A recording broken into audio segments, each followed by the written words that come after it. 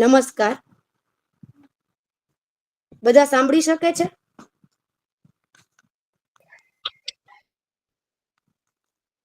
બરોબર સંભળાય છે. આપ શરૂ કરી શકો છો. આજની બુક ટોક આપણે શરૂ કરવા જઈ રહ્યા છીએ. શ્રી અરવિંદભાઈ મણિયાર જન કલ્યાણ ટ્રસ્ટ દ્વારા અનેકવિધ પ્રવૃત્તિઓ જેવી કે સામાજિક, સાંસ્કૃતિક, સાહિત્યિક વગેરે કરવામાં આવે છે. જેના પૈકી આજે આપણે મળ્યા છીએ એક સાહિત્યલક્ષી પ્રવૃત્તિના માધ્યમથી, શોધકના માધ્યમથી. તો આ તકે શોધકના જન્મદાત્રી અને આ ટ્રસ્ટના ટ્રસ્ટી શ્રી હંસિકાબેન મણિયારને હું વંદન કરું છું. અને આ પ્રવૃત્તિને જેઓ સતત વેગ આપતા રહે છે તેવા શ્રી હર્ષલભાઈ મણિયારને પણ હું અભિનંદન પાઠવું છું અને વંદન કરું છું. અહીં ઉપસ્થિત તમામ શ્રોતાગણો અને આજના વક્તા શ્રી ઉદયભાઈ લાખાણીને હું વંદન કરું છું અને અભિવાદન કરું છું.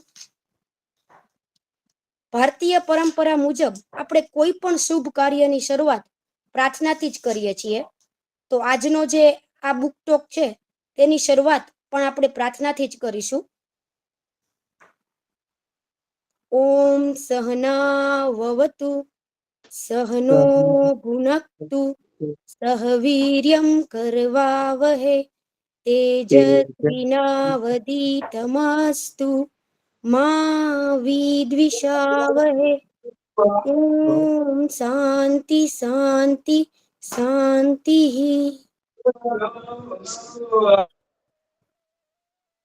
પ્લીઝ બધા પોતાનું માઇક ઓફ કરી દેશો.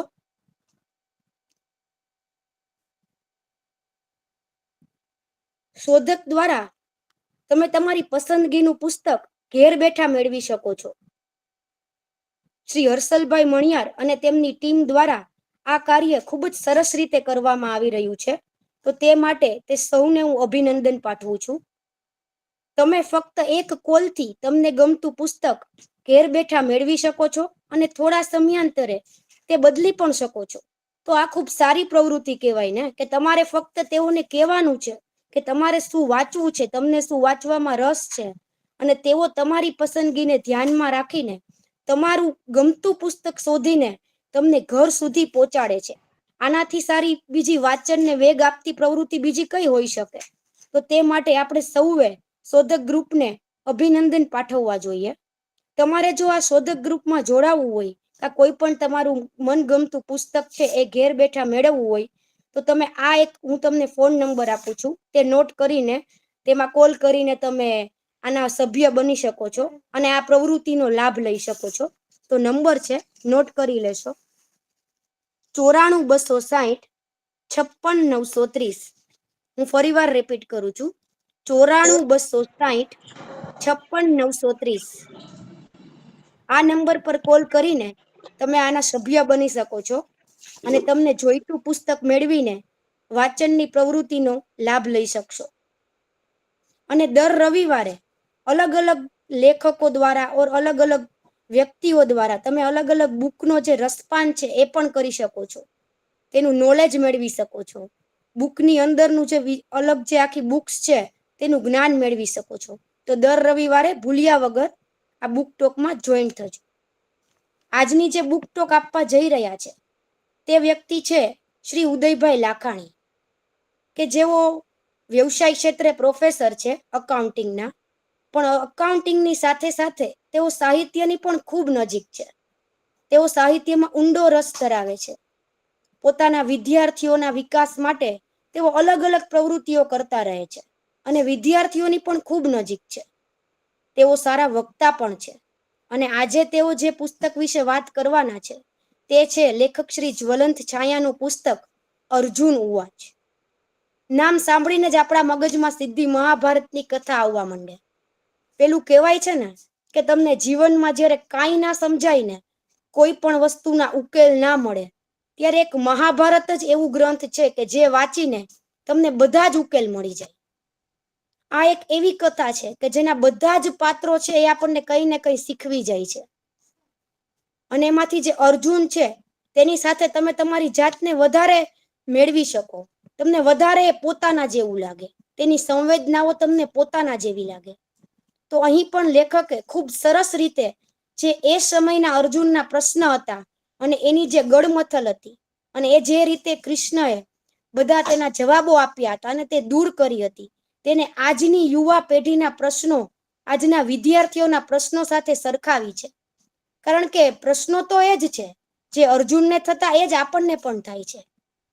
તો આપણે પણ આ જે બુક છે તેના દ્વારા આપણા ઘણા બધા જે પ્રશ્નો છે, આપણા જે અમુક જગ્યાએ અટવાયેલા છીએ, તેના જે ઉત્તર છે જે કૃષ્ણ દ્વારા અપાયેલા હતા અર્જુનને, તેના પરથી આપણને પણ જીવન જીવવાના ઘણા બધા સરસ રસ્તા મળી જાય છે.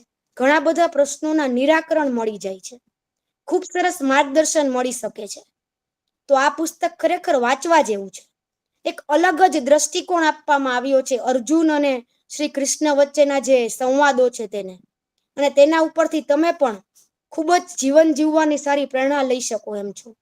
તો ચાલો આ જ પુસ્તકને વધુ ડીપમાં સમજીએ શ્રી ઉદયભાઈ લાખાણીના સ્વરેથી. ઉદયભાઈ. યસ ભાઈ, થેન્ક યુ વેરી મચ. હા હા, તમે હવે આગળનું સેશન તમે લઈ શકો છો. તો સાંભળીએ ઉદયભાઈ લાખાણીને. બધા બાકી પોતાનો માઇક ઓફ રાખશે. Udaybhai Lakhani. Thank you very much. ખૂબ ખૂબ આભાર રીતિબેન, ખૂબ સરસ એટલો પરિચય આપવા માટે.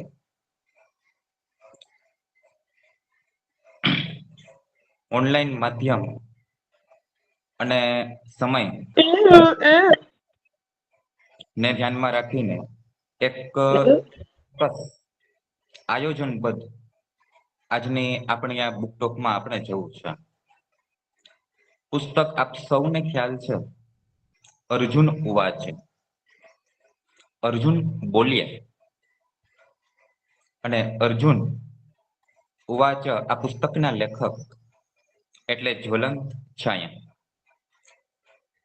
આયોજનબદ્ધ રીતે જઈએ તો સૌ પ્રથમ આપણે લેખક વિશે પરિચય મેળવી લઈએ.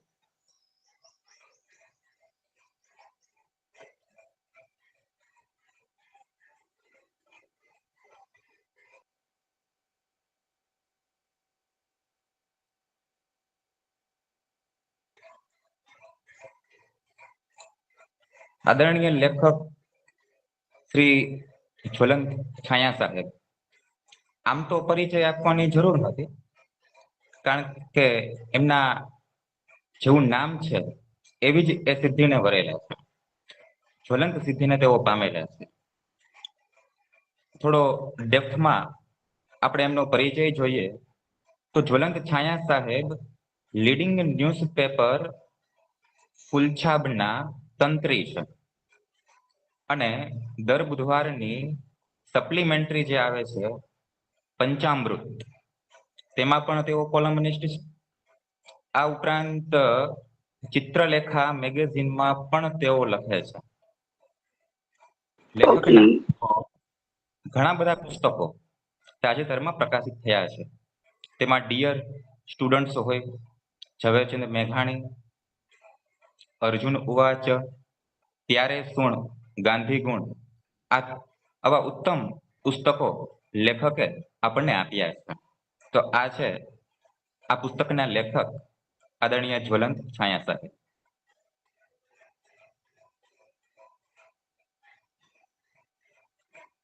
અર્જુન ઉવાચ એક અલગ દ્રષ્ટિકોણ છે. હવે એક અલગ દ્રષ્ટિકોણ કઈ રીતે? આમ તો જ્યારે આપણે અર્જુનની વાત કરીએ ત્યારે સાથે સાથે ભગવાન શ્રી કૃષ્ણની પણ વાત કરવી પડે. કારણ કે અર્જુનની વાત એ ભગવાન શ્રી કૃષ્ણની વાત કર્યા વગર સંભવ જ નથી. આપણને સૌને ખ્યાલ છે કે ભગવાન શ્રી કૃષ્ણ વિશે ઘણું બધું લખાયું છે, ઘણું બધું બોલાયું છે. એટલા માટે મહાભારત માંથી એવું કયું પાત્ર લઈ શકાય કે જે આજના યુવા પેઢીને વાચા આપે, એમના પ્રશ્નોને વાચા આપે, એમના પ્રશ્નોનો ઉકેલ આપે?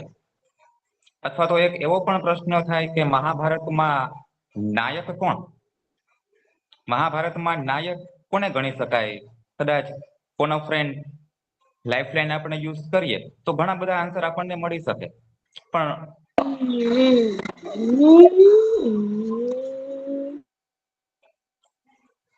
આપણને ખ્યાલ આવે કે અર્જુન એક એવું પાત્ર છે જે આજની યુવા પેઢીના પ્રશ્નોને વાચા આપે છે, અને એટલા માટે જ આ પુસ્તક એક અલગ તરી આવે છે, એક અલગ જ દ્રષ્ટિકોણ છે.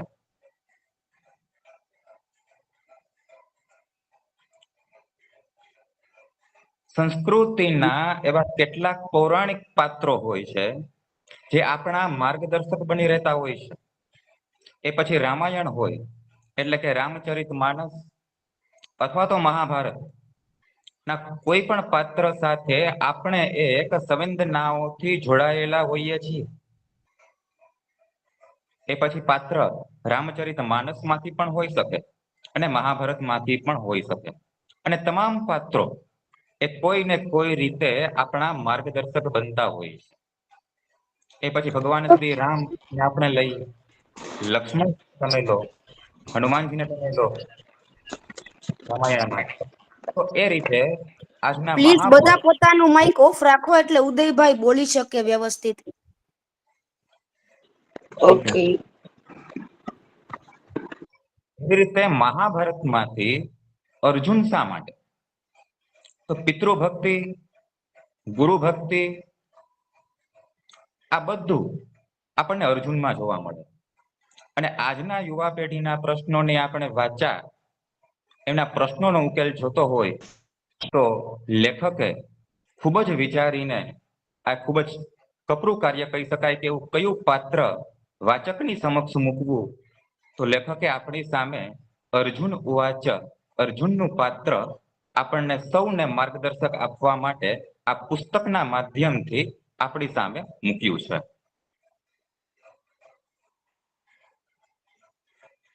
અર્જુનના માધ્યમથી સામાન્ય વ્યક્તિના મનને અને તેમના જીવનને સમજવાનો પ્રયાસ આ પુસ્તકમાં કરવામાં આવેલો છે. આજના યુવા પેઢી અથવા વિદ્યાર્થીઓ બોર્ડની એક્ઝામથી શરૂ કરો થી છેક યુનિવર્સિટી, અને આ ઉપરાંત પણ IBPS એક્ઝામ, GPSC, UPSC એવા કેટલા પ્રશ્નો સફળતા નિષ્ફળતાઓના ચક્રમાં પોતે ફસાય છે આજનો સામાન્ય વ્યક્તિ, સામાન્ય વિદ્યાર્થી. તો એમાંથી બહાર કેવી રીતે આવું? કરિયરના એટલા પ્રશ્નો છે, જોબમાં સેટલ થવું છે અથવા તો ધંધા બિઝનેસમાં સેટલ થવું છે, કેટલા પ્રશ્નો, એવા કેટલા પ્રશ્ન એ આજની યુવા પેઢીને છે. અને એટલા માટે જ અર્જુન પાત્રના માધ્યમથી સામાન્ય વ્યક્તિના મનને, અમને એમના જીવનને સમજવાનો ખૂબ સરસ પ્રયાસ લેખકે આ પુસ્તકમાં ના માધ્યમથી આપણે સૌની સમક્ષ મૂક્યો છે.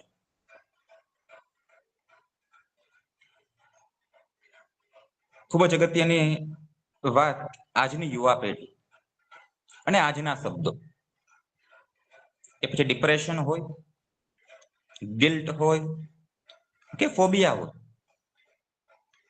એવા એક પણ પ્રશ્ન નથી જે આજની જનરેશન, આજની યુવા પેઢી, આજના વિદ્યાર્થીઓ જે પ્રોબ્લેમ, જે મુશ્કેલી, જે પ્રશ્નો ફેસ કરે છે, એ તમામ પ્રશ્નો જે તે સમયે અર્જુને પણ ફેસ કરેલા છે. આ વાત એક ખાસ નોટ ડાઉન કરી દો, ખાસ નોટ ડાઉન કરવા જેવી છે. ડિપ્રેશન, જ્યારે યોગ્ય નિર્ણય ન લઈ શકાય, આપણા ધાર્યા પ્રમાણે યોગ્ય કાર્ય નહીં થઈ શકે, તો ડિપ્રેશન એ આજે ખૂબ એક પ્રચલિત શબ્દ બની ગયો છે આજની યુવા પેઢીમાં. ડિપ્રેશન ક્યારે? ગિલ્ટ, ફોબિયા, જ્યારે માહિતી અપૂરતી હોય અથવા અધૂરી હોય, ત્યારે યોગ્ય નિર્ણય યોગ્ય સમયે લઈ શકાતો નથી. અને આજના AI ના જમાનાની વાત કરીએ, આજે AI નો સમય છે, AI ઇઝ એવરીવેર. ત્યારે માહિતીની અધૂરપ તો જરા છે જ નહીં. જોઈએ તે માહિતી મળી જશે, પણ માહિતીનો ઓવરફ્લો છે.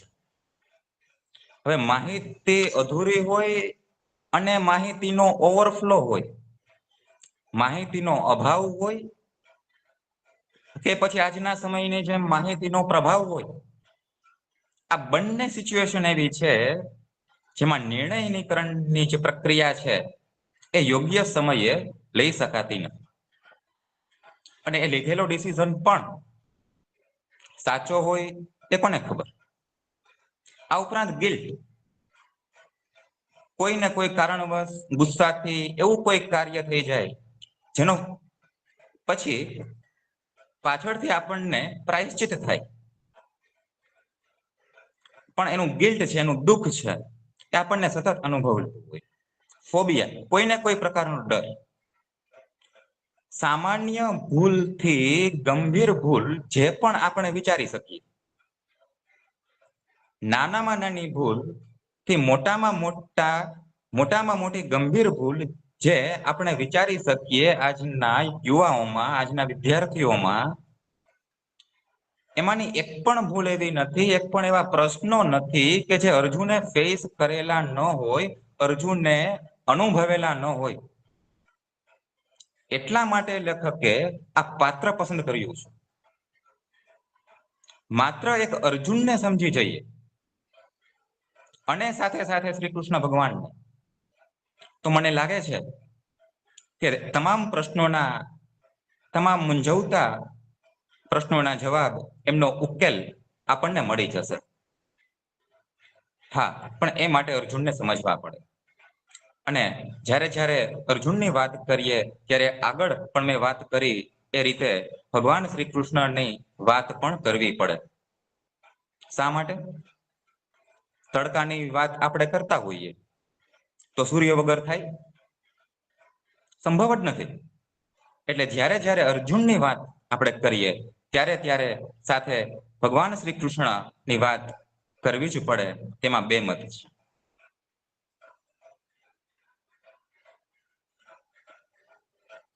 અર્જુન ઉવાચ, શ્રીમદ ભગવદ ગીતાના 18 અધ્યાયની જેમ લેખકે આ પુસ્તકમાં પણ 18 પ્રકરણમાં આલેખન કરેલું છે. અને આ 18 પ્રકરણ એક સમયે ચિત્રલેખાના મેગેઝિનના પૃષ્ઠો ઉપર હતા, અર્જુન ઉવાચન નામની કોલમના સ્વરૂપે. અને હવે એ ચિત્રલેખા મેગેઝિનના પૃષ્ઠો ઉપરથી અર્જુન ઉવાચન નામની કોલમ એ પુસ્તક સ્વરૂપે એનું અવતરણ થઈને આજે આપણી સૌની પાસે છે.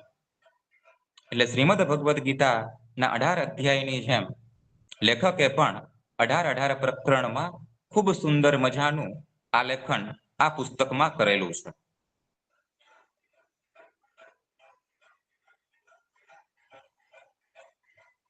શ્રીમદ ભગવદ ગીતા અધ્યાય 1 એ છે અર્જુન વિષાદ યોગ. અને અર્જુન વિષાદ યોગના 21મા શ્લોકથી અર્જુન ઉવાચ એવી શરૂઆત થાય છે. એટલે કે 21મા શ્લોકથી અર્જુન બોલ્યા છે. અર્જુન બોલ્યા છે. અર્જુન કોને કહે છે?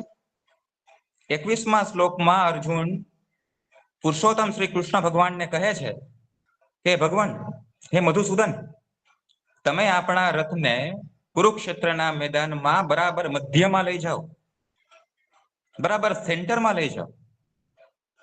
એટલે હું જોઉં તો ખરા કે દુર્યોધનની પક્ષે એવા કેટલા અને કયા કયા યોદ્ધાઓ છે કે જેની સાથે મારે યુદ્ધ કરવાનું છે. એ પછી મધુસૂદન ભગવાન શ્રી કૃષ્ણ અર્જુનના રથને બરાબર બંને સેનાની વચ્ચે લઈ જાય છે. અને જેવો રથ ત્યાં પહોંચે એટલે અર્જુન શું જોવે છે? પોતાના જ્યેષ્ઠ બંધુઓ, પોતાના ગુરુ દ્રોણાચાર્ય, કૃપાચાર્ય, ભીષ્મ પિતામહ, પોતાના સગા સ્નેહી સંબંધી બધા પોતાની સામે છે. એટલે આ જોતાની સાથે જ અર્જુન ખૂબ જ ઊંડા વિષાદમાં ગરકાવ થઈ જાય છે. એના રોમે રોમમાં ચિંતા વ્યાપી જાય છે. હે ભગવાન, હે કેશવ, હું યુદ્ધ કેવી રીતે કરીશ? સામે તો જુઓ, આમાંથી એક પણ વ્યક્તિ એમ નથી કે જેનું જોડાણ મારી સાથે ન હોય. સ્વયં ગુરુદેવ છે, મારા જ્યેષ્ઠ બંધુઓ છે. તો આવી પરિસ્થિતિમાં હું યુદ્ધ કેવી રીતે કરીશ? અર્જુન યુદ્ધ કરવાની ના પાડે. એટલે અર્જુન વિષાદ યોગ થી અર્જુનના વિષાદની શરૂઆત થાય છે. અને અધ્યાય 18 એટલે છેલ્લો અધ્યાય શ્રીમદ ભગવદ ગીતાનો, ત્યાં સુધી અર્જુન અને ભગવાન શ્રી કૃષ્ણ વચ્ચે આ કોમ્યુનિકેશન એ ચાલે છે પ્રશ્નોત્તરી સ્વરૂપે. અધ્યાય 18 કે જે મોક્ષ સંન્યાસ યોગ.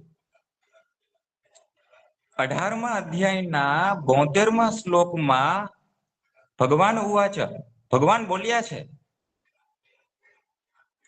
ભગવાન કહે છે, કોને કહે છે? શ્રી કૃષ્ણને, ગાંડીવધારી અર્જુનને કહે છે. શું કહે છે? 72મા શ્લોકમાં ભગવાન કહે છે અર્જુનને કે હે ગાંડીવધારી, હે અર્જુન, શું હવે તારો મોહ દૂર થયો છે? પૂછે છે ભગવાન. ત્યાર પછીના નેક્સ્ટ શ્લોકમાં જ એટલે કે 73મા શ્લોકમાં અર્જુન બોલ્યા છે અને ભગવાનને ઉત્તર આપે છે કે હા ભગવાન, આપના જ્ઞાનથી, આપના સમજાવેલા યોગથી હવે મારો મોહ દૂર થયો છે. અને હવે જેવી આપની આજ્ઞા હું એમ જ વર્તીશ. આપ જેમ કહેશો હું તેમ જ કરીશ. એટલે અર્જુનની આ વિષાદથી લઈ અને વિજય સુધીની યાત્રા છે. પહેલા અધ્યાયમાં અર્જુનનો વિષાદ શરૂ થાય છે અને છેક 18મા અધ્યાયમાં અર્જુનનો એ વિષાદ છે. અર્જુન જે મોહમાં ગરકાવ થઈ ચૂક્યો છે એનો મોહ દૂર થાય છે. અહીં ખાસ તો સમજવાની વાત એ છે કે જ્યારે અર્જુન યુદ્ધની ના પાડે છે કે હું યુદ્ધ નહીં કરી શકું, ત્યારે એ શ્રી કૃષ્ણ જે યુદ્ધ કરવાનું અર્જુનને સમજાવે છે, આ એ જ શ્રી કૃષ્ણ છે જે યુદ્ધની પહેલા હસ્તિનાપુરમાં વિષ્ટિ કરવા માટે ગયા હતા કે જેથી કરીને યુદ્ધ ન કરવું પડે. કૌરવોની સમક્ષ શાંતિ પ્રસ્તાવ મૂક્યો હતો, એમને સમજાવવા માટે ગયા હતા. અને એટલા માટે, કારણ કે આ યુદ્ધ છે અને યુદ્ધ હોય તો યુદ્ધ એ શું આપી શકે? યુદ્ધ વધારેમાં વધારે શું આપી શકે? તો યુદ્ધ એ વિનાશ સિવાય બીજું કશું પણ આપી ન શકે. એટલે એક એ અર્જુન છે જે યુદ્ધ ન થાય તેવા પ્રયત્ન કરવા માટે, વિષ્ટિ કરવા માટે હસ્તિનાપુર ગયા હતા. અને રણભૂમિમાં એ જ શ્રી કૃષ્ણ છે, એ જ શ્રી કૃષ્ણ છે જે અર્જુનને યુદ્ધ કરવાનું કહે છે. આનું કારણ શું છે? ભગવાન શ્રી કૃષ્ણને લડવામાં રસ નથી અને લડાવવામાં પણ રસ નથી, પરંતુ એજન્ડા માત્ર એટલો છે ધર્મની સ્થાપના. ભગવાન શ્રી કૃષ્ણને એકમાં પણ જરા પણ રસ નથી. લડવામાં કે લડાવવામાં પોતે પણ શસ્ત્ર ધારણ કર્યા જ નથી ને. પણ એજન્ડા એકમાત્ર છે અને એ છે ધર્મની સ્થાપના. અને ધર્મની સ્થાપના માટે જો જરૂર પડે તો યુદ્ધ કરવું પડે. એટલે સાથે સાથે એ વાત આપણે સૌએ એ ખાસ સમજવી જોઈએ કે યુદ્ધ કરવું એ વ્યક્તિની, સામાન્ય માણસની કદાચ નિયતિ હોઈ શકે, પરંતુ એમની નિયત તો કદાપી ન હોવી જોઈએ. હા, જ્યારે કોઈ વિકલ્પ બાકી ન રહે ત્યારે એ યુદ્ધ એ વિકલ્પ તરીકે આપણી સામે હોય છે.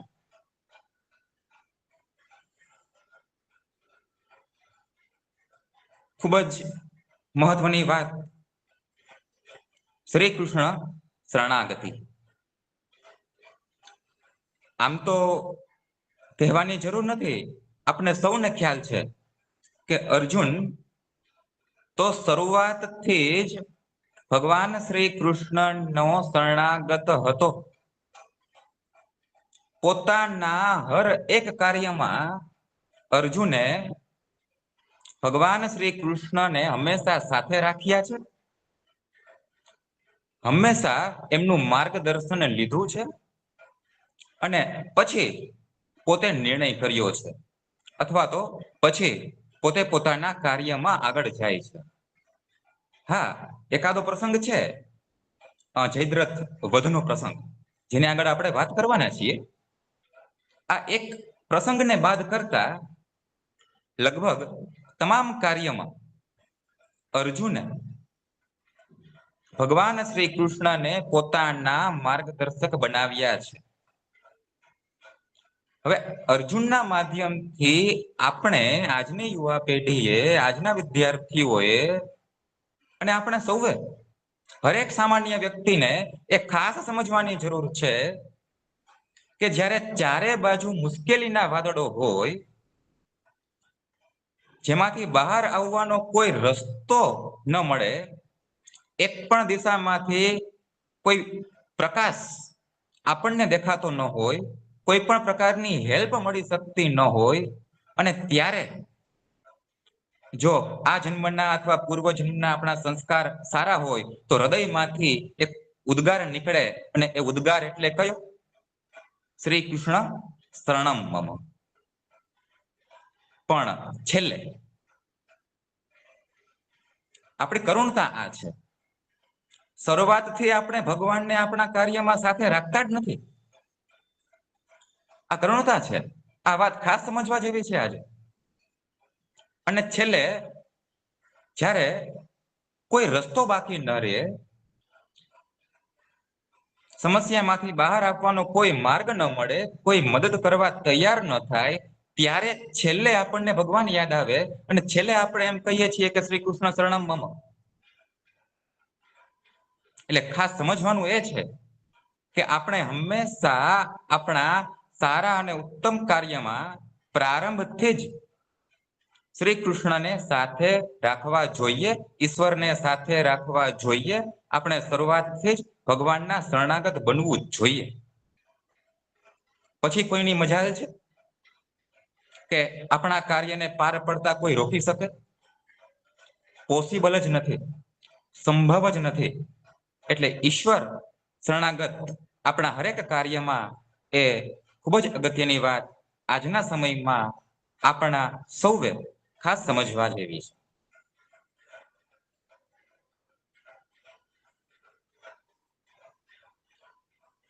કૃષ્ણ અને અર્જુન પરમ મિત્ર પણ છે અને ગુરુ શિષ્ય પણ છે. અહીંયા થોડું આપણે ક્લેરિફિકેશન લઈ લઈએ. આજના સમયમાં આપણે કોઈ વ્યક્તિને આપણો મિત્ર માનતા હોય અથવા કોઈને ગુરુ માનતા હોઈએ, એ ઓકે, એ સમજાય છે. પણ અગત્યની વાત એ છે કે સામેનો જે વ્યક્તિ છે એ આપણને મિત્ર તરીકે માને છે? There is a question mark. આપણે જેને ગુરુ તરીકે માનીએ છીએ તે આપણને શિષ્ય તરીકે માને છે? There is again question mark. બંને પક્ષે હોય તો ખૂબ જ સારી વસ્તુ છે. અહીંયા શ્રી કૃષ્ણ અને અર્જુન વચ્ચેનું બોન્ડિંગ અદ્ભુત છે, ખૂબ જ અદ્ભુત છે. અર્જુન શ્રી કૃષ્ણને પોતાના મિત્ર તો માને છે, પોતાનો સખા માને છે, પણ સામે ભગવાન શ્રી કૃષ્ણ પણ અર્જુનને પોતાના પ્રિય મિત્ર તરીકે ગણાવ્યા છે. આ વાત ખાસ સમજવાની જરૂર છે. અર્જુને શસ્ત્ર વિદ્યા તેમના ગુરુ દ્રોણાચાર્ય પાસેથી લીધી હોય, પરંતુ અર્જુનના આધ્યાત્મિક ગુરુ તરીકે તો સ્વયં પુરુષોત્તમ શ્રી કૃષ્ણ જ છે. એટલા માટે કદાચ ભગવાને આ ગીતા રૂપી અમૃત એ અર્જુનને કહ્યું છે. અને શા માટે અર્જુનને? તો માત્ર આ જ વાત નથી, ખાલી અર્જુનના એવા કેટલાક ગુણો છે, એની કેટલીક સારી એવી ક્વોલિટીઝ છે જે આપણે ખાસ નજરમાં લેવી જોઈએ. એમાં છે નિખાલસ અર્જુન. અર્જુન નિખાલસ છે. વિવેકી અર્જુન. અર્જુન વિવેકવાન છે. અને અર્જુનનું હૃદય એ ચોખ્ખું છે. શુદ્ધ હૃદય ભાવયુક્ત અર્જુન છે. અર્જુન નિખાલસ એટલા માટે કે અર્જુને બધું સાંભળ્યું, પણ વિચાર્યા વગર એક પણ વાત સ્વીકારી નથી. જે તે સમયે અર્જુનને પોતાના મનમાં જે કંઈ પ્રશ્ન થયા એ અર્જુને પોતાના મનમાં ન રાખીને નિખાલસપણે ભગવાનને પૂછી લીધા છે. અને પૂછ્યા છે તો પણ કેવી રીતે? વિવેકથી, શુદ્ધ હૃદય ભાવથી. આ તમામ ક્વોલિટીઝ, આ તમામ ગુણો એ ખાસ સમજવા જેવા છે. આપણે કોઈને પ્રશ્ન પૂછીએ તો કેવી રીતે પૂછીએ છીએ? એમાં આપણો અહંકાર છે, આવેશમાં આવીને આપણે પૂછીએ છીએ, વિવેક છે, અર્જુન જેવી નિખાલસતા છે. જો આ બધું હોય તો જેમ અર્જુનના પ્રશ્નોના જવાબ એમને મળ્યા છે, તો એમાં કોઈ શંકાને સ્થાન નથી કે આપણા પ્રશ્નોના ઉકેલ પણ ભગવાન આપણને આપે, 100% મળે. અને બીજી અગત્યની વાત, આજની પરિસ્થિતિ એવી છે કે ઈશ્વરની કૃપા આપણે માપતા થઈ ગયા છીએ. ઈશ્વરની કૃપા આપણે માપતા થઈ ગયા છીએ. કરુણતા છે આપણા ઉપર ઈશ્વરની કૃપા બહુ ઓછી. પેલા વ્યક્તિ ઉપર તો જુઓ, ઈશ્વરની અપરંપાર કૃપા છે, ખૂબ સારું છે. આમ હોય ખરેખર તો શું હોવું જોઈએ? ઈશ્વરની કૃપા માપવાને બદલે જ્યારે આપણે પામવાની માનસિકતામાં જ્યારે આવી જશું ને, ત્યારે અર્જુનની જેમ આપણને પણ, આજના સામાન્ય વ્યક્તિને પણ એના હરેક પ્રશ્નના જવાબનો ઉકેલ નો જવાબ એ ઈશ્વર પાસેથી એ ચોક્કસપણે મળે અને મળશે જ. તેમાં બેમત.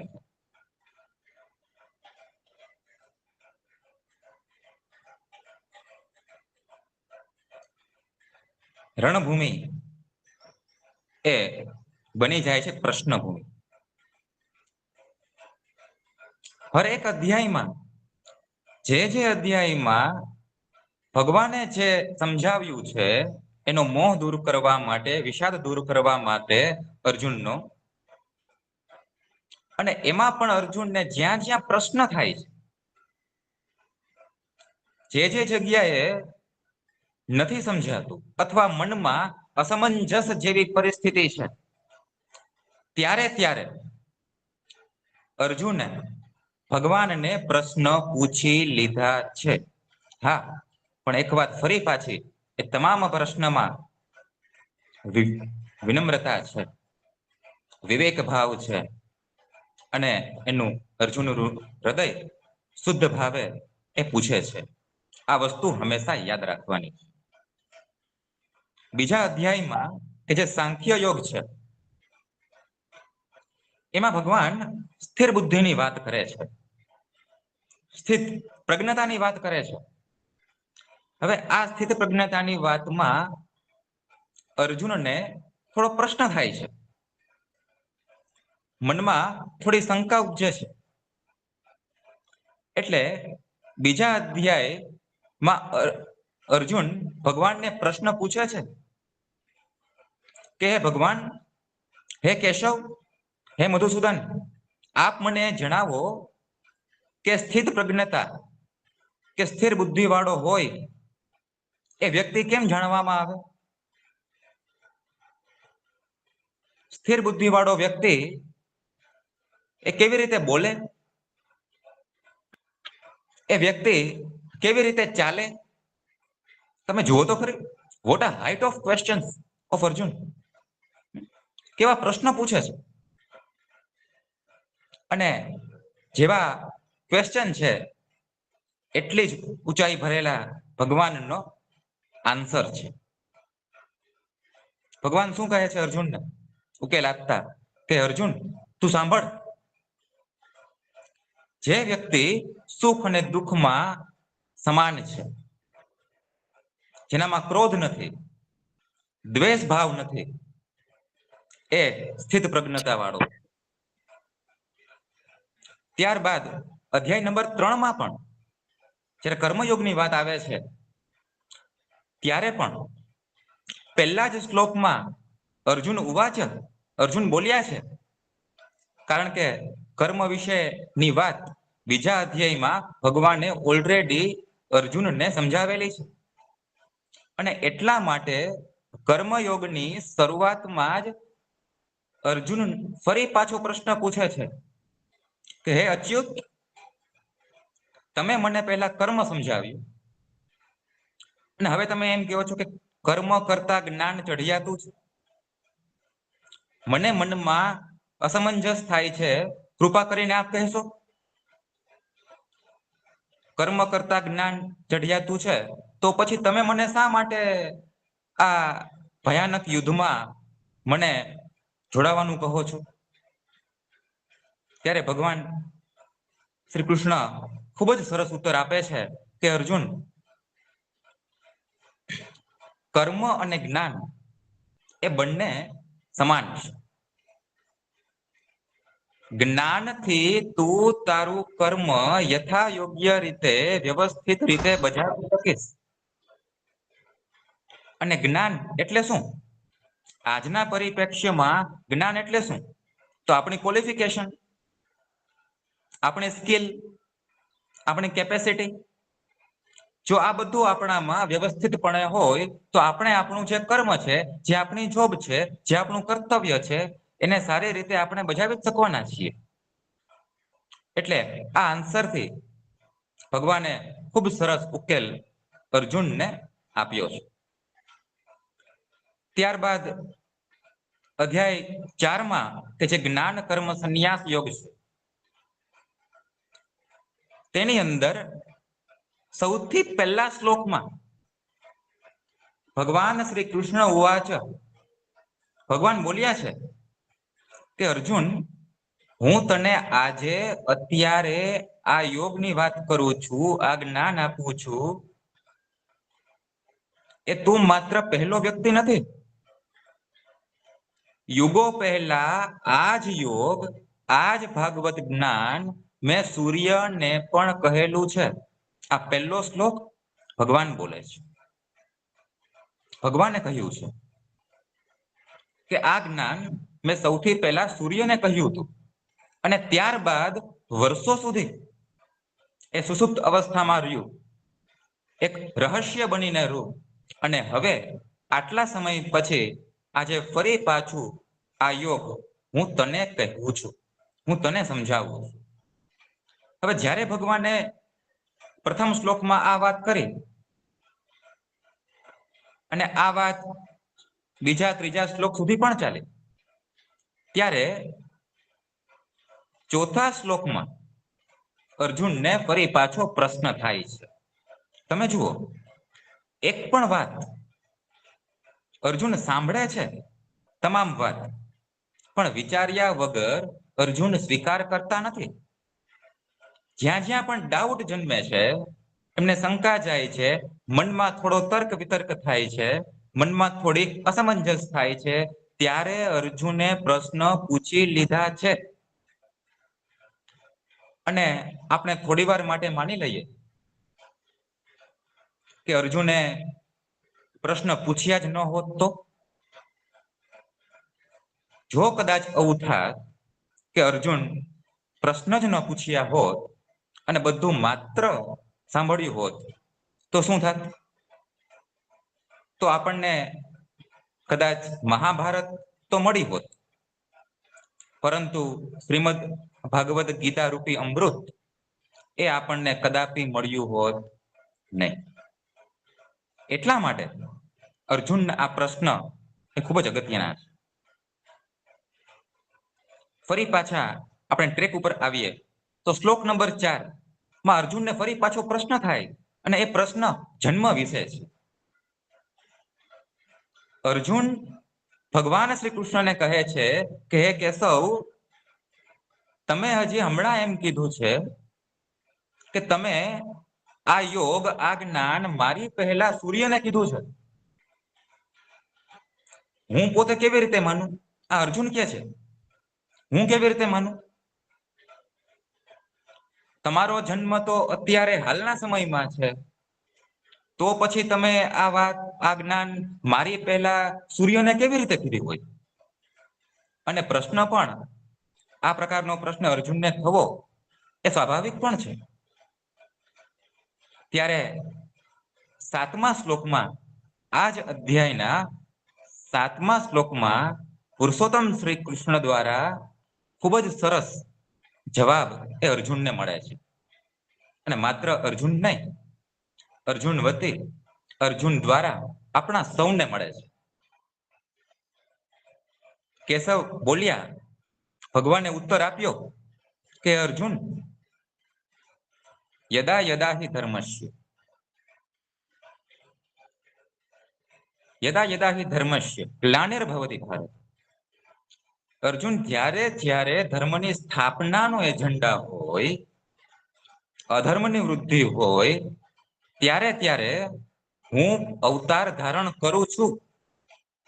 અને એટલા માટે તારા અનેક જન્મ થઈ ચૂક્યા છે અને મારા પણ અનેક જન્મ થઈ ચૂક્યા છે. માત્ર એ તને ખબર નથી, પરંતુ હું બધું જાણું છું. તારો એક જન્મ નથી કે નથી મારો આ એક જન્મ. તારા પણ અનેક જન્મ છે અને મારા પણ અનેક જન્મ ઓલરેડી થઈ ચૂક્યા છે.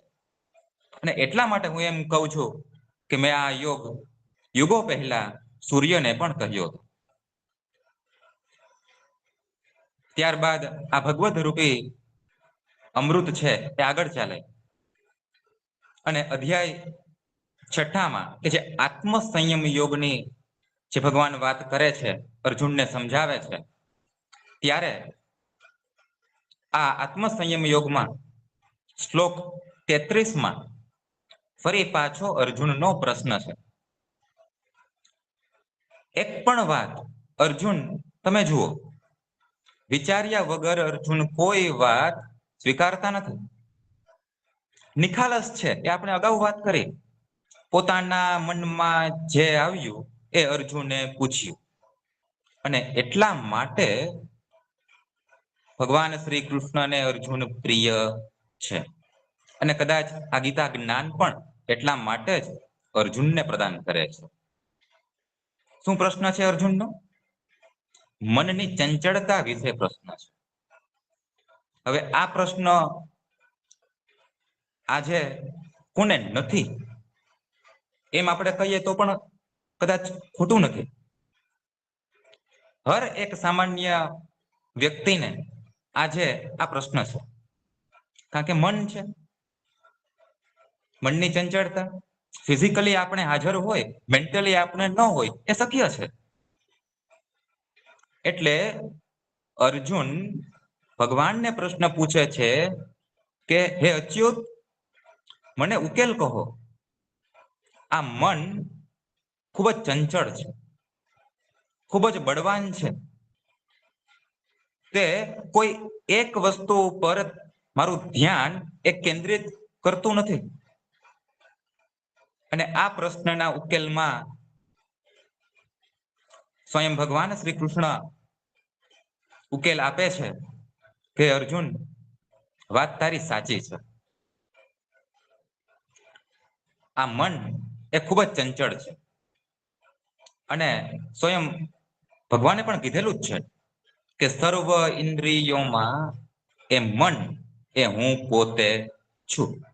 એટલે બળવાન તો હોવાની જ, એમાં બેમત નથી. બળવાન તો હશે જ અર્જુન. એટલે મનની ચંચળતા એને જો કાબુમાં લેવી હોય, કંટ્રોલમાં લેવી હોય, તો એક જ ઓપ્શન છે, એક જ ઉકેલ છે, અને એ છે વારંવાર પ્રયત્ન કરવો, વારંવાર અભ્યાસ કરવો. મન એક જગ્યાએથી બીજી જગ્યાએ જતું રહે તો ફરી પાછું તેને મૂળ જગ્યાએ આવીને રાખી દો.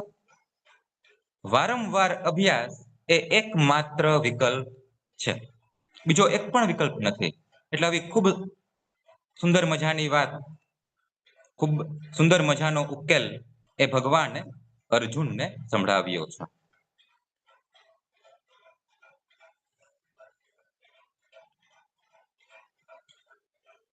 ત્યારબાદ અધ્યાય નંબર 10માં તમે જુઓ, આટલા પ્રશ્નોથી આ રણભૂમિ છે એ શરૂઆતમાં પ્રશ્નભૂમિ બની ગઈ છે.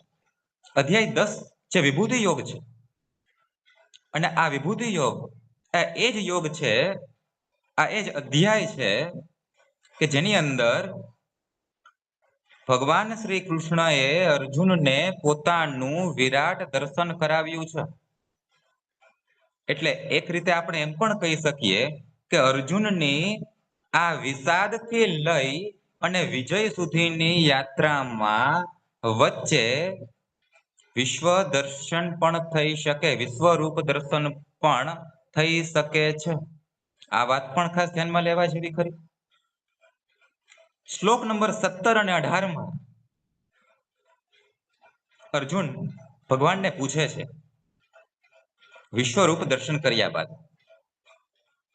કે હે અચ્યુત, હે મધુસૂદન, હું ચિંતન કરતો આપણને કઈ રીતે જાણી શકું કે આપ કોણ છો? અને એ ચિંતન દ્વારા હું તમને કેવી રીતે પામી શકું? અર્જુનનો પ્રશ્ન તમે જુઓ. અને આ પ્રશ્નના ઉત્તરમાં ભગવાને ખજાનો ખોલી દીધો છે એમ કહીએ તો પણ ખોટું નથી. અને એ ખજાનામાંથી મેં કેટલાક અંશો જ સ્લાઇડ ઉપર મેં મૂક્યા છે. ભગવાન શ્રી કૃષ્ણ કહે છે કે અર્જુન, વેદોમાં હું સામવેદ છું, દેવોમાં ઇન્દ્ર છું, ગાયમાં કામધેનુ હું જ છું, શસ્ત્રધારીમાં શ્રીરામ પણ હું છું, નદીમાં ભાગીરથી ગંગાજી પણ હું છું, દેવર્ષિમાં નારદ મુનિ, ઇન્દ્રિયોમાં મન, સિદ્ધોમાં કપિલ મુનિ, વૃક્ષોમાં પીપળાનું વૃક્ષ, તમામ જગ્યાએ એ હું છું. પર્વત, સમુદ્ર, આ બધું હું છું. તું કેટલું જાણીશ?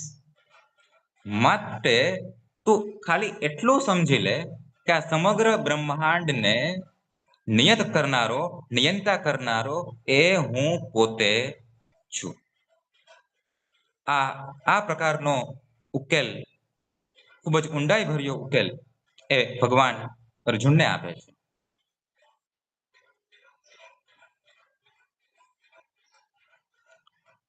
આજના સમયની અનુરૂપ એક ખૂબ જ અગત્યની બીજી વાત એ આઈડેન્ટિટી લોસ. અને આઈડેન્ટિટી લોસ ની વાત પણ આ પુસ્તકમાં લેખકે ખૂબ જ સરસથી સમજાવેલી છે.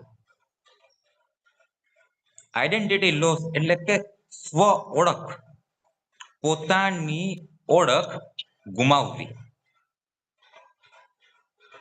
આમાં બે રીતે આપણે વાત કરવી છે. એક તો અર્જુન ઉર્ફે સામાન્ય માણસની સ્થિતિ શું છે, અને પેશન અને પ્રોફેશન બાબતે. અર્જુન ઉર્ફે સામાન્ય માણસ ની સ્થિતિ આજે કેવી છે? આજે કોઈ સારો ચિત્રકાર હોય તો કદાચ એવું બને કે કોઈ ખાનગી કંપનીની ઓફિસમાં તે મેનેજર તરીકે કામ કરતો હોય, તે ઓફિસ બોય હોય, પણ હોય સારો ચિત્રકાર, તો આઈડેન્ટિટી લોસ તરીકે જીવે છે. ખૂબ સારું સમજાવવાની આવડત હોય, પોતાની સમજણ પર સારી હોય, શિક્ષકની ભૂમિકામાં ચાલે તેમ હોય, પણ કદાચ એવું શક્ય છે કે એ કોઈ જગ્યાએ એઝ અ મેનેજર કામ કરતો હોય. એટલે પેશન અને પ્રોફેશન આ બંને વચ્ચે એક દ્વંદ્વ ચાલતું આવે છે. અને આજે હું તો એમ કહીશ કે જે વ્યક્તિને અને જે આજે સાંભળે છે તેમને પણ કે જે પેશન અને એ પ્રમાણે પ્રોફેશન સ્વરૂપે જો આપણને મળ્યું હોય, આપણને કાર્ય મળ્યું હોય, તો આજે જ અને અત્યારે જ સમયે હૃદયપૂર્વક ખરેખર ઈશ્વરનો આભાર માનવા યોગ્ય છે. એવા ઘણા બધા વ્યક્તિ આજના સમયમાં છે કે પેશન પ્રમાણે પ્રોફેશન નથી. અને જો આપણને આપણા પેશન પ્રમાણે ના પ્રોફેશનમાં આપણે હાલ હોઈએ, તો ખરેખર હૃદયથી ઈશ્વરનો આભાર માનવો જ રહ્યો. કારણ કે એ ખૂબ જ મોટી વાત છે, ખૂબ જ મોટી વાત છે. અર્જુન અને સાથે તમામ પાંડવો 12 વર્ષના વનવાસ પછી અને ત્યારબાદ 1 વર્ષનો અજ્ઞાતવાસ, અને આ 1 વર્ષના અજ્ઞાતવાસમાં જ્યારે પાંડવો વિરાટ રાજાને ત્યાં હતા, ત્યારે પોતાની ઓળખ છુપાવીને રહેતા હતા. એમાં અર્જુને એક નૃત્યાંગનાનો વેશ ધારણ કર્યો છે. નૃત્ય કરનાર વ્યક્તિ, પણ જ્યારે જ્યારે યુદ્ધની સ્થિતિ આવી છે, ત્યારે અર્જુને હાથમાં ગાંડીવ પણ લઈ લીધું છે. હા, થોડો સમય આઈડેન્ટિટી લોસમાં આપણે જીવવું પડે, પણ જ્યારે જ્યારે તક મળે ત્યારે અર્જુનની જે ધનુર્વિદ્યા રૂપી આપણું જે જ્ઞાન છે, આપણી જે ક્વોલિફિકેશન છે, આપણું જે પેશન છે, એને બહાર લઈ આવવું જ જોઈએ. એવી સુંદર વાત આ બાબત ઉપરથી અર્જુનના માધ્યમથી આપણને સૌને જાણવા મળે છે.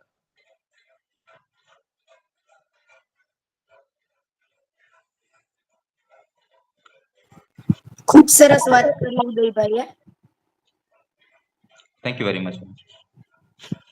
ત્યારબાદ કેટલાક પ્રસંગોમાંથી જે પુસ્તકમાં જે પ્રસંગ આલેખાયો છે એ સુભદ્રા હરણનો પ્રસંગ. આ પ્રસંગ બધાને ખબર છે, એટલે ડેપ્થમાં ન જતા ટૂંકમાં વાત કરું. અર્જુનનો રથ અને એ રથના અશ્વો. જ્યારે અર્જુન બલરામ અને ભગવાન શ્રી કૃષ્ણની બહેન સુભદ્રાનું હરણ કરીને લઈ જાય છે, ત્યારે બલરામ કહે છે કે અર્જુનનો પીછો કરો, અર્જુનને રોકો, એ આપણી બહેન સુભદ્રાનું હરણ કરીને લઈ જાય છે. પરંતુ આ સમયે શ્રી કૃષ્ણ કંઈ બોલતા નથી, મૌન રહે છે. ત્યારે બલરામનું ધ્યાન ભગવાન શ્રી કૃષ્ણ તરફ જાય છે અને કહે છે, કનૈયા, તું જોતો ખરા અર્જુન શું કરે છે અને તું મૌન છે? કૃષ્ણ ખૂબ સરસ આન્સર આપે છે કે બળે ભૈયા, જે કંઈ પરિસ્થિતિ, આ જે કંઈ થાય છે એ બધું મારી ઈચ્છાએ કરીને થાય છે. અને બીજી વસ્તુ, હવે જે બે વાક્ય ભગવાન શ્રી કૃષ્ણ બલરામને કહે છે એ છે અર્જુનનો રથ અને રથના અશ્વો. ખૂબ જ સમજવાની વાત છે. કૃષ્ણ બલરામને કહે છે કે બળે ભૈયા, એક તો એ અર્જુનનો રથ છે, એક તો એ રથ કોનો છે? અર્જુનનો રથ છે. અને ફરી પાછું એ રથની આગળ જે અશ્વો જોડાયેલા છે ને, એ અશ્વો મારા છે. હવે આ બંને સેન્ટેન્સની વચ્ચે જે સેન્ટેન્સ છુપાયેલું છે એ કયું? બે સેન્ટેન્સ કે રથ અર્જુનનો છે અને એ રથની આગળ જે અશ્વો જોડાયેલા છે એ અશ્વો મારા છે. આ બંને વાક્યની વચ્ચે જે વાક્ય છુપાયેલું છે, જે ખરેખર આપણને પણ સમજવાનું છે, એ કયું? તો પછી એ રથને કોણ રોકી શકવા સમર્થ છે? કોઈ પણ નહીં. એ રથને કોઈ પણ રોકી શકશે નહીં, કારણ કે એ અશ્વો મારા. એટલે હર હંમેશ અર્જુનની સાથે શ્રી કૃષ્ણ રહ્યા છે. અને આમ પણ સુભદ્રા સાથે લગ્ન કરવાની પહેલ ભગવાન શ્રી કૃષ્ણએ જ અર્જુનને કરી હતી.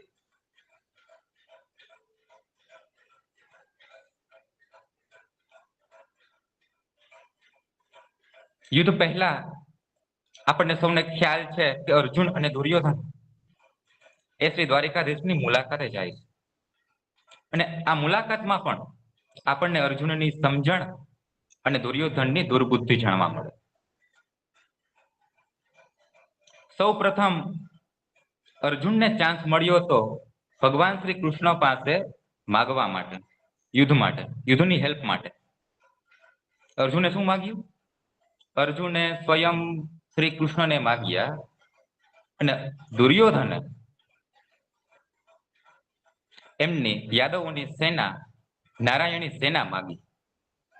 દુર્યોધનને એમ હતું કે માત્ર શ્રી કૃષ્ણને સાથે રાખીને મારું શું થશે, અને એમાં પણ કે જ્યારે તેઓ શસ્ત્ર ધારણ કરવાના જ નથી તો પછી મારે શું કામ છે? પરંતુ જ્યાં શ્રી કૃષ્ણ છે ત્યાં વિજય છે જ. આ પ્રકારની સમજણ અર્જુનમાં હતી જ.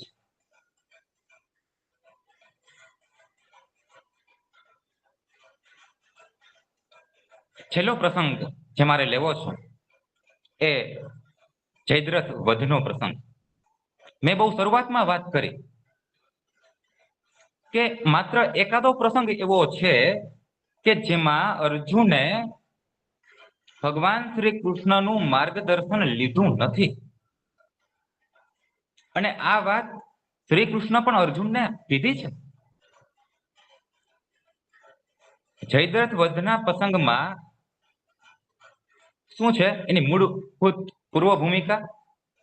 અભિમન્યુનો જ્યારે વધ થાય છે ચક્રવ્યૂહમાં, ત્યારે અર્જુન એટલો આવેશમાં આવી જાય છે, એટલો ક્રોધમાં આવી જાય છે કે શ્રી કૃષ્ણનું માર્ગદર્શન લીધા વગર અર્જુન પ્રતિજ્ઞા કરી બેસે છે કે આવતીકાલે સૂર્યાસ્ત સુધીમાં હું જયદ્રથનો વધ કરીશ, અને જો આમ નહીં બને તો હું સ્વયં મારી જાતને અગ્નિમાં સમર્પિત કરી દઈશ. એટલે આવી પ્રતિજ્ઞા અર્જુને લીધી. ત્યારે શ્રી કૃષ્ણ ભગવાને અર્જુને કીધું કે અર્જુન, તે મને પૂછ્યું પણ નહીં. પણ પછી ભગવાને અર્જુનની હેલ્પ તો કરી જ છે, આપણને સૌને ખ્યાલ છે. આ પ્રસંગને અનુરૂપ જ બીજી વાત છે કે અર્જુનની અશ્વો પ્રત્યે દયા ભાવના કેવી છે?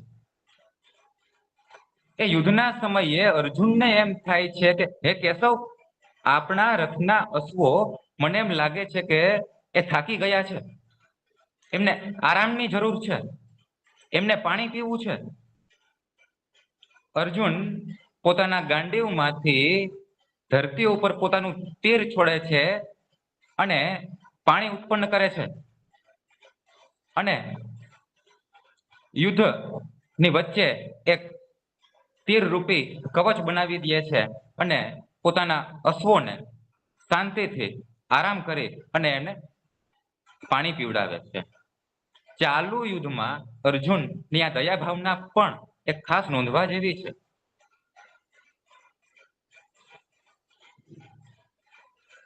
હવે એક ખાસ વાક્ય જે સ્વયં આમ તો ભગવાન શ્રી કૃષ્ણનું જ છે, એટલે આપણે એને પડકારી તો ન શકીએ, પણ એના અર્થની સ્પષ્ટતા એ ખૂબ જ આપણે સમજીને કરી લેવી જોઈએ. અને આ પુસ્તકમાં પણ ખૂબ જ સરસથી વ્યવસ્થિત આ વાક્યની સ્પષ્ટતા કરેલી છે. આપણે પણ વારે ઘડીએ બોલતા હોઈએ, હણે એને હણવામાં પાપ નથી, હણે એને હણવામાં પાપ નથી, પણ સામેનો વ્યક્તિ આપણને હણશે એવી શક્યતા હોય, એવી માત્ર શક્યતા હોય, તો પછી હણવામાં તો પાપ જ છે. આ એક વસ્તુ ખાસ લેખક પોતાના પુસ્તકમાં ખૂબ જ સરસથી એ રજૂ કરે છે. અંત ભાગમાં આપણને સૌને ખ્યાલ છે, હરિ અનંત, હરિ કથા અનંતા, હરિની કથા અનંત છે, પરંતુ આપણે આજે અર્જુનની કથાનો અહીંયા આપણે અંત લાવીએ છીએ. અને આ વાક્ય હું જ્યારે બોલું છું ત્યારે પણ મને પ્રશ્ન એ થાય કે અર્જુન અને શ્રી હરિ એ બંને ક્યાં અલગ છે? સ્વયં નર અને નારાયણ છે, પણ આમ છતાં આપણે અર્જુનની કથાનો આપણે અંત અહીંયા આપણે વાતને રાખીએ છીએ. આપ સૌ વાચક મિત્રોએ, સૌ સભ્યોએ અને ખૂબ જ શાંતિથી પ્રામાણિકપણે મારી વાત સાંભળી એ બદલ હું સર્વનો આભાર વ્યક્ત કરું છું. Thank you very much. ખૂબ ખૂબ આભાર ઉદયભાઈ. આપે ખૂબ સરસ રીતે આ બુકની માહિતી અમને આપી. અમને પણ ઘણું બધું જાણવા મળ્યું. અને ખાસ તો મને એ વસ્તુ ગમી કે જે તમે કહ્યું કે અર્જુન છે એ જ્યારે પ્રશ્ન પૂછતો હતો ત્યારે જે એનામાં વિનમ્રતા હતી, જાણવા માટેની જે ઉત્સુકતા હતી, અને જે પોતાની રીતે વિચારતો હતો, જે જવાબ હતા એને એ સ્વીકારી નહોતો લેતો, એ મને ખરેખર ખૂબ જ વાત ગમી કે તમારે કઈ શીખવું છે, તમારે કઈ જાણવું છે, તો તમારામાં વિનમ્રતા હોવી જોઈએ. તમારે ડાઉન ટુ અર્થ થવું પડે. કોઈ પાસેથી કઈ શીખવા માટે, કઈ જાણવા માટે. ભગવાન બધા પ્રશ્નોના જવાબ આપશે, પણ તમારામાં તેટલી વિનમ્રતા જોઈએ, વિવેક જોઈએ. ખરેખર આપે ખૂબ સરસ રજૂઆત કરી.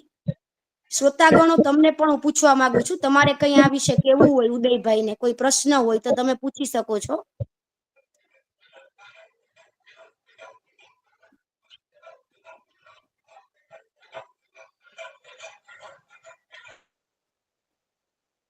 સરસ.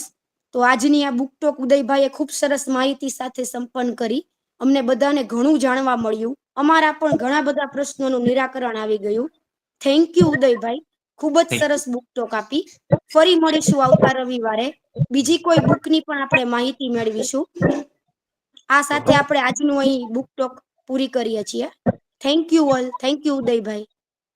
Thank you madam.